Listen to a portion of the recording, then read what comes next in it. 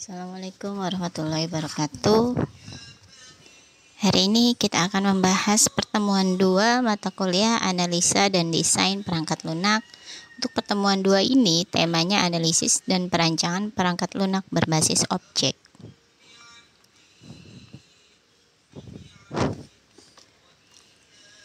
Ini materinya ada 4, ada metodologi analisis, lalu ada berorientasi objek, lalu UML dan pengenalan tools.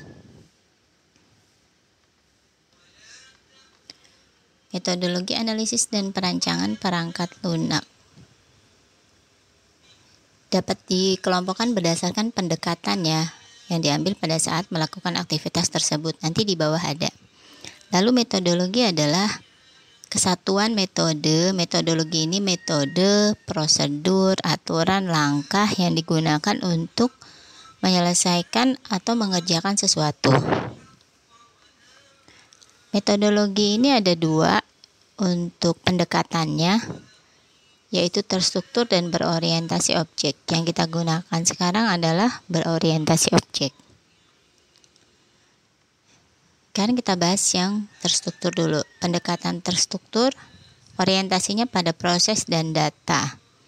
Alat yang digunakan ini untuk angkatan-angkatan sebelum kalian, tapi sekarang juga masih digunakan yang IRD, DFD, IRD, dan bagan terstruktur. Ini biasa digunakan di TA atau skripsi. Karakteristik rancangan yang pertama adalah hierarki.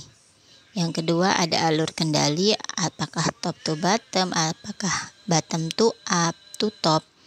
Lalu yang selanjutnya repetisi dalam satu modul. Yang selanjutnya adalah konsep kendali standar. Ada urut, ada seleksi, ada repetisi. Itu untuk terstruktur. Jadi masih berupa modul-modul ya. Yang kedua yang kita akan bahas, pendekatan berorientasi objek. Apa sih orientasi pada objek? Memandang sistem sebagai kumpulan objek. Jadi banyak objek-objek yang berhubungan dengan dunia nyata. Ada objeknya juga dienkapsulasi atau dibungkus. Kapsul itu dibungkus ya, dalam satu kesatuan. Alat yang digunakan untuk merancang objek berorientasi ini adalah UML, bisa menggunakan use case diagram, activity diagram, dan sequence diagram. Tahapannya adalah kita deskripsikan objek dahulu, kita mencari objeknya apa, misalkan pelanggan, lalu surat pesanan, dan lain-lain. Lalu kelasnya, atributnya, dan daftar operasi.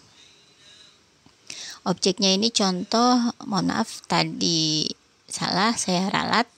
Objek ini contohnya perpustakaan, kelasnya yaitu anggota perpustakaan, buku, peminjaman, pengembalian. Atributnya apa sih? Si buku ini punya atribut judul, punya atribut penerbit, pengarang, halaman. Dan daftar operasi. Daftar operasi ini dari buku tersebut dapat kita apa saja, dapat kita simpan, dapat kita hapus, dapat kita edit. Itu namanya operasi. Yang kedua adalah memodelkan relasi antara objek dan kelas. Jadi objek dan kelas ini akan saling berhubungan. Antar kelas juga saling berhubungan. Yang selanjutnya adalah pewarisan. Pewarisan ini memudahkan kita untuk melakukan coding ketika ingin memanggil kelas yang lama, itu tidak perlu mengetikkan kembali. Apa sih metodologi berorientasi objek? Cara bagaimana sistem perangkat lunak dibangun dengan sistematis. Jadi sistematis yang memang ada tahapannya dari use case diagram sampai ke deployment diagram. Yang kedua adalah setiap objek mempunyai informasi atau atribut dan perilaku sebagai operasi pengaturnya. Ini atribut contohnya yang tadi saya contohkan. Contohnya kalau tadi purpose, kalau tadi buku ada penerbit, kalau ini atributnya si sepeda ini punya apa saja, ada pedal, ada ban, ada rantai, ada rem. Metodenya bisa maju, bisa rem, bisa pindah gigi.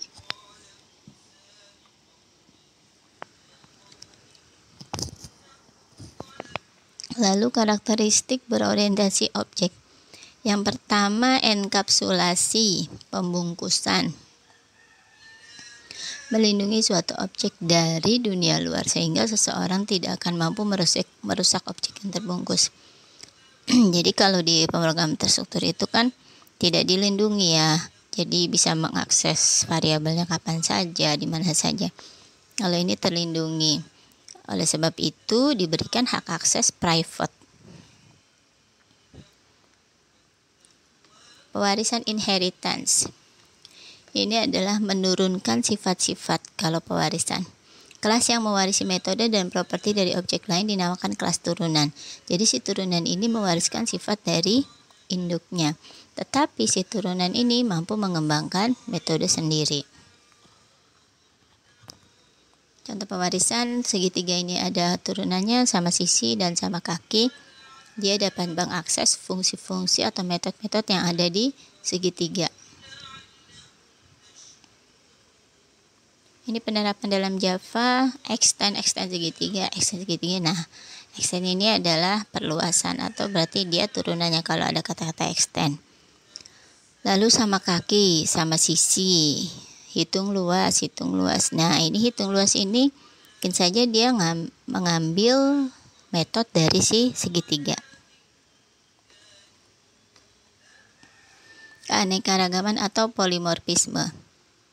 Kemampuan suatu bahasa pemrograman memiliki fungsi metode yang bernama sama tetapi beda dalam parameter dan implementasinya.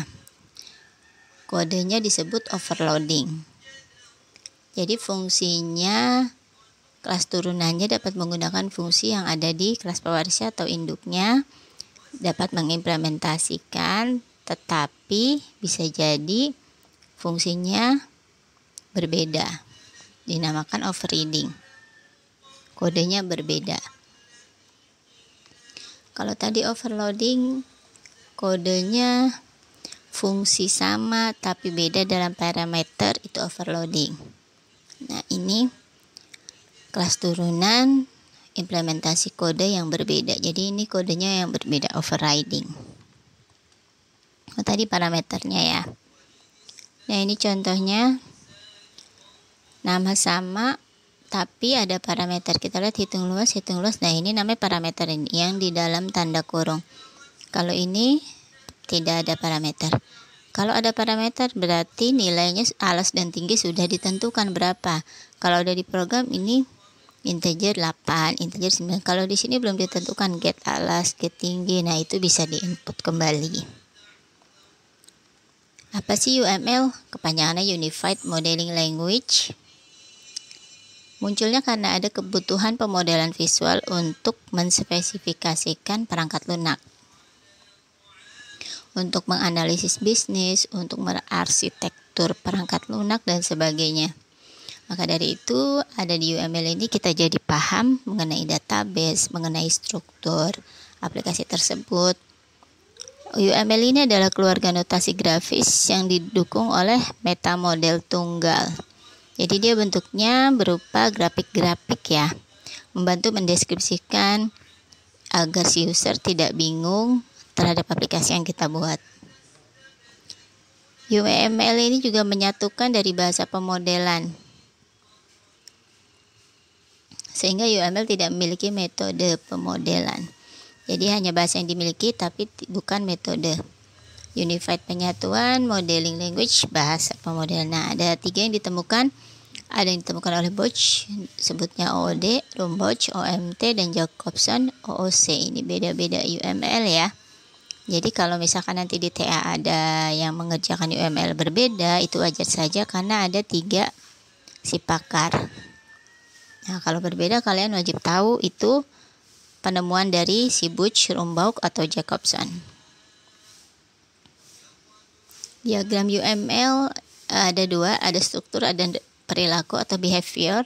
Struktur ini adalah abstrak dari dunia nyata dan implementasi berupa konsep-konsepnya. Sedangkan perilaku atau behavior ini menggambarkan aktivitas keseharian, rangkaian perubahan dari waktu ke waktu. Nah, ini contohnya yang UML. Ada 2, ada struktur, ada behavior. Untuk struktur ini ada class, object, package, dan composite, komponen, deployment, profile. terbagi-bagi lagi. Lalu behavior ini adalah aktivitas kegiatan dari waktu ke waktu. Use case, activity, state. Jadi ini isinya berupa kata kerja atau aktivitas ya. Ada juga yang kata benda di use case. Ini isinya berupa strukturnya. Struktur, contoh struktur database, struktur hardware, struktur software. Nah, ini UML. Versinya banyak. Semakin canggih ya sampai 2011. Nah, dalam mata kuliah ini hanya akan dibahas 5 diagram. Ada use case, activity, class, sequence, dan deployment. Hanya ada 5. Contoh kasusnya kita lihat. Perpustakaan ini ada pendaftaran. Pendaftaran biasanya mengisi formulir. Lalu formulir tersebut di-input ke dalam sistem oleh pustakawan. Lalu dicetak kartu anggota. Yang kedua, pengolahan. Pengolahan ini adalah pengolahan buku, data koleksi buku yang dibeli ke dalam sistem. Lalu ada label-label yang harus ditempel di buku tersebut. Lalu peminjaman. Buku yang sudah diolah, yang sudah diinput itu dapat dipinjam dengan cara memasukkan nomor anggota. Tadi sudah dapat di kartu anggotanya ya. Lalu si pustakawan akan mengisikan tanggal pengembalian dan nomor dari koleksi bahan pustaka atau buku. Pengembalian ini juga harus dicatat. Bagaimana cara mencatatnya? Nomor bukunya yang dikembalikan. Lalu dicek tanggalnya. Kalau tanggalnya melebihi dari tanggal pengembalian, maka ada denda. Atau dapat juga perpanjangan waktu peminjaman. Nah, ini use case diagramnya. Kurang kelihatan ya, sebentar. Use case diagramnya ini ya dia. Ada mengelola data buku, ada menghapus data anggota. Lalu kenapa ini ada include, ada extend? Kalau include ini sebelum memasukkan data buku, maka dia harus klik mengelola data buku. Jadi ini adalah berupa, ini yang mengelola ini dapat dijadikan menu utama ya. Di dalam menu tersebut kalau kita klik lagi dapat input data pustaka, lalu dapat diubah data pustaka. Ini include. Karena sebelum mengerjakan yang sebelah kanan itu harus mengerjakan yang sebelah kiri dahulu. Apa perbedaan dengan extend? Menghapus ini pilihan ya, tidak harus ya. Maka disebut extend. Boleh iya, boleh tidak. Sebelum mengerjakan menghapus, maka pilihannya adalah mengelola data pustaka. Intinya ini pilihan. Kalau include ini wajib. Peminjaman pun wajib memasukkan datanya, lalu mengubah data peminjaman itu include. Wajib. Kita lanjut lagi. Kerjakan lagi. Lalu ini aktornya ada 3, ada petugas, ada anggota, ada pengunjung. Untuk yang selanjutnya, nah ini untuk anggota, activity ini berisi aktivitas dari si anggota, pustakawan, dan aplikasi atau sistemnya. Yang pertama, anggota mengisi form pendaftaran, lalu si pustakawan memeriksa. Setelah itu melengkapi isian. Setelah itu kalau sudah lengkap, di-input ke mana? Ke aplikasinya, disimpan. Lalu dicetak, proses, tempel, lalu menerima kartu anggota. Dan seterusnya. Lalu setelah itu mencari buku. Ini peminjaman ya. Ini bisa dikotak seperti ini sesuai dengan aktivitasnya. Peminjaman mencari buku, menyerahkan buku, lalu menginput, menulis tanggal, dan menerima buku. Setelah itu pengembalian, menginput pengembalian, menyimpan, lalu tanggal pengembalian. Pembahasannya sampai sini. Kalau misalkan ada denda bisa diteruskan lagi. Ini tombol selesainya. Nah, ini ada kelas diagram. Ada admin, ada perpus. Lalu admin menginput buku. Setelah buku diinput, sebetulnya kelas diagram ini mirip seperti LRS atau ERD, itu mirip untuk hubungannya.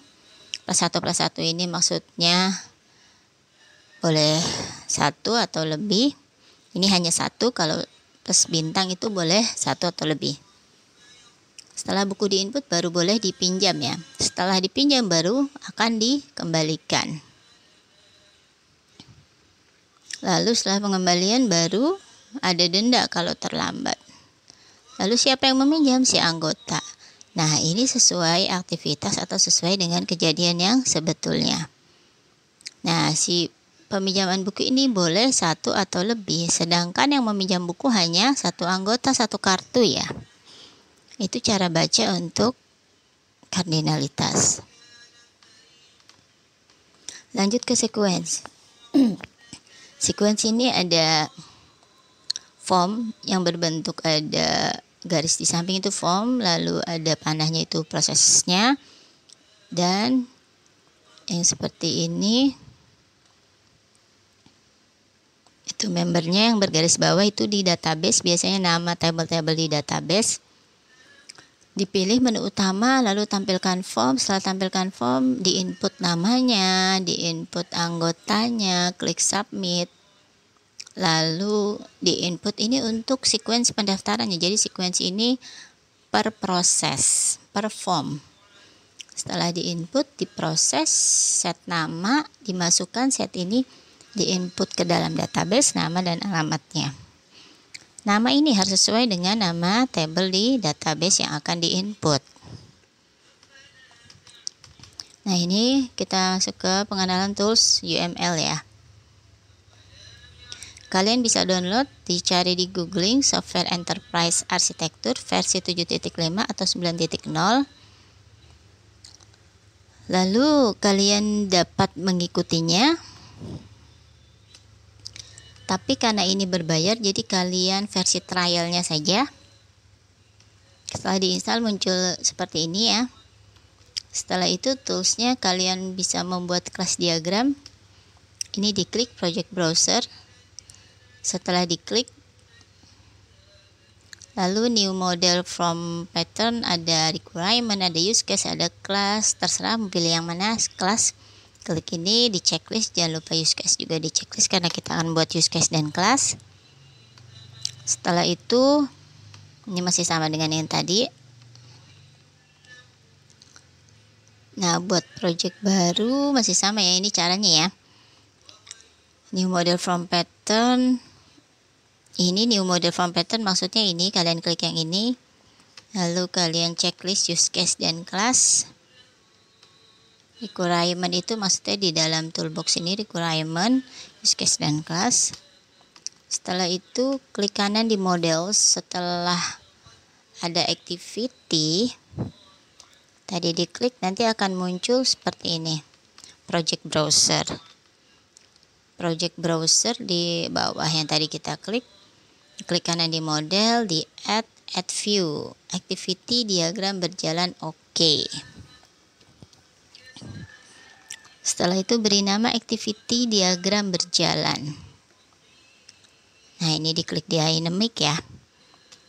Lalu klik kanan di view activity diagram berjalan.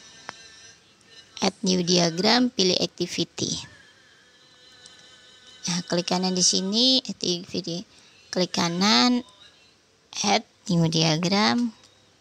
Nah, di bawahnya kita buat lagi dalamnya ya.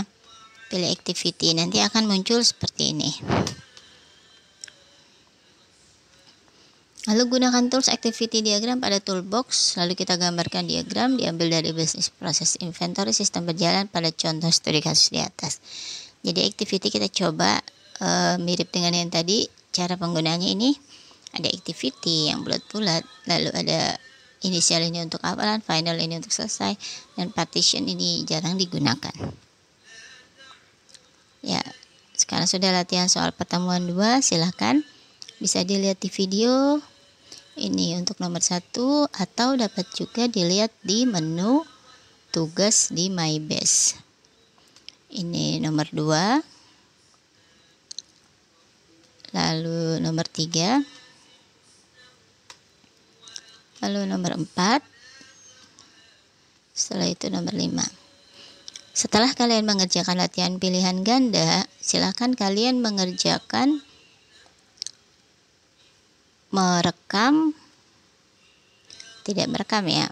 menginstal Enterprise Architect, lalu mencoba membuat activity diagram. Kemudian activity diagramnya di screenshot, boleh dimasukkan ke Word atau dijadikan picture, lalu disatukan dengan jawaban yang 5 soal ini, lalu diupload link Google Drive-nya ke MyBase. Semoga kalian dapat mudah mengerjakan tugas dan semoga penjelasan saya bermanfaat. Saya akhiri dulu. Wassalamualaikum warahmatullahi wabarakatuh.